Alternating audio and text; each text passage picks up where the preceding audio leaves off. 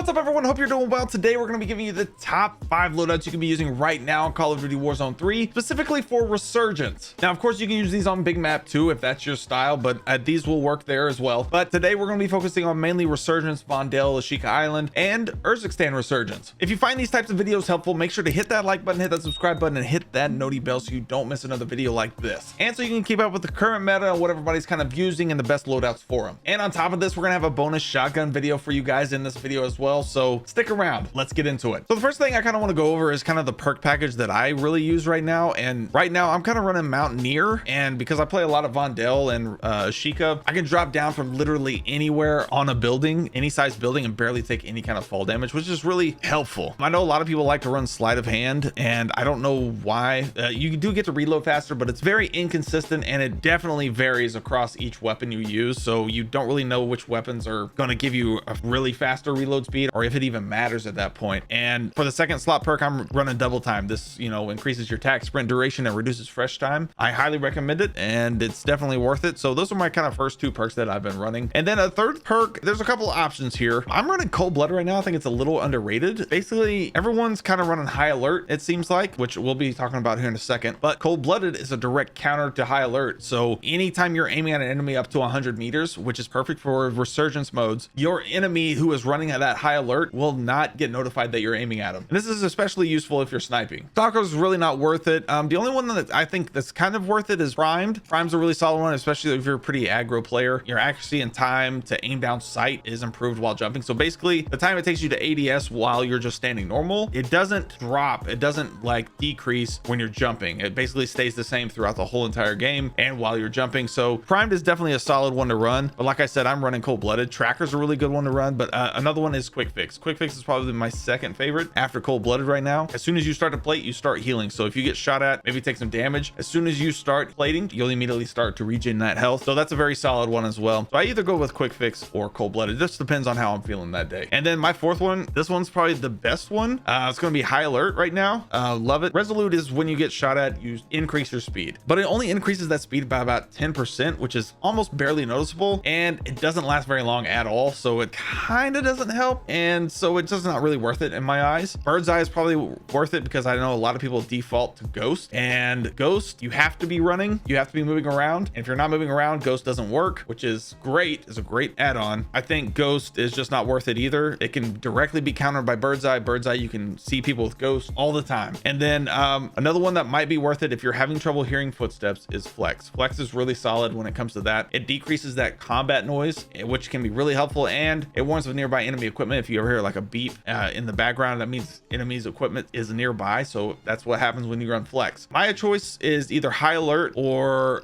Bird's Eye here, but Flex is a very, very solid option. So those are my 3 perks. Mountaineer and Double Time are pretty much my rock solid ones.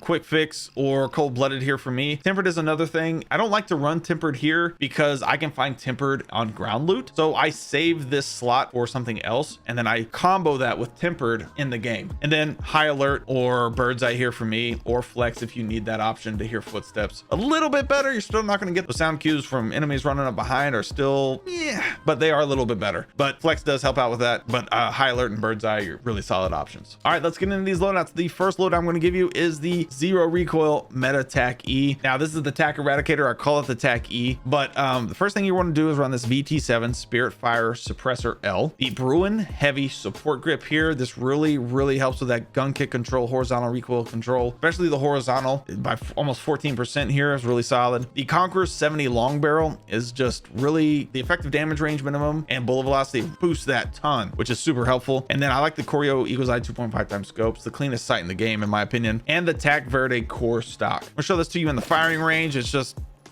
There's barely any recoil on it, and it's just so much fun to run. I actually paired this with a pretty fun loadout to run, and this is the Hipfire Striker. The Striker is really solid anyway. I'm going to give you 2 builds for that today, but the Striker I am absolutely loving right now. WSP Swarm, best SMG in the game, my opinion, but Striker, a lot of fun. So for this Hipfire Striker, you want to go with the Hex 40 grip, the Striker Stubby Barrel, the high grain rounds, the 48 round mag, and no stock. And like I said, this thing is just a lot of fun to run. You're probably not going to get a lot of hipfire range there, but up front, this is kind of, it really doesn't move that much. We'll test it on this mid-range dummy. I mean, Not bad, not bad. It does miss some shots, so it's not super forgiving, but up close, man, it's just really solid. Next, we have the WSP9. A lot of people love this WSP9. I'm having a lot of fun with it as well. We're gonna go with the WSP Infiltrator integrated barrel, the SL skeletal vertical grip, the 40 round mag. You can go 50 if you want, the high grain rounds, and the Marauder grip. And like I said, man, people are loving this build right now and just having a lot of fun with it.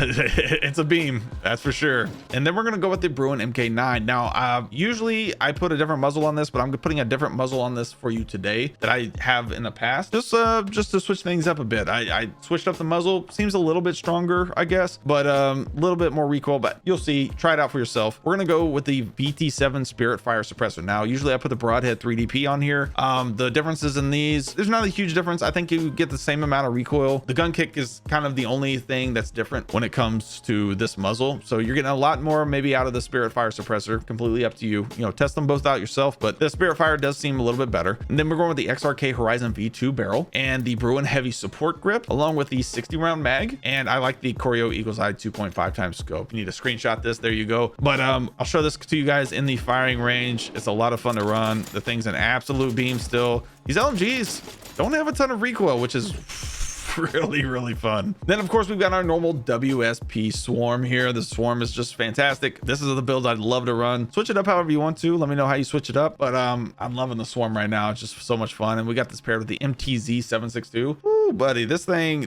might be the best. This might be the best loadout right here you can run on Resurgence, period. It only has 30 rounds, but it's good. All right, so for this WSP Swarm, we're going with the Reckless 90 long barrel, the DR6 hand stop underbarrel. I like the 50 round mag here. You could even put 100 on it if you want, completely up to you. Slate reflector sight here, and the FSS Fortress heavy stock. Man, this thing is just so consistent, and there's some recoil to it, but I'm absolutely loving this thing. Then for that MTZ 762, we want to go with the VT7 Spirit Fire Suppressor L, the Bruin Heavy Support Grip, the MTZ Precision Blackthorn barrel, the 30 round mag. Like I said, if this thing had a 45 or even a 40, we're talking #1 overall meta. A little bit better than the Bass B, to be honest, because the Bass B only has 40 rounds or 45 rounds, and I think it's good. I just think it's really good. Choreo Eagle's Eye 2.5 times scope. Yeah, I just think this is super good. I think this is just the #1 Resurgence meta weapon, whatever, however you want to say it. Doesn't have a ton of recoil to it. It's very easy to control, and I don't know, let me know what you think. Next is its counterpart, the Bass B. The Bass B is probably everyone's pick for #1 overall meta, at least for Resurgence as far as that goes. And then I've got this actually paired with the ISO 9mm from Modern Warfare 2, which is so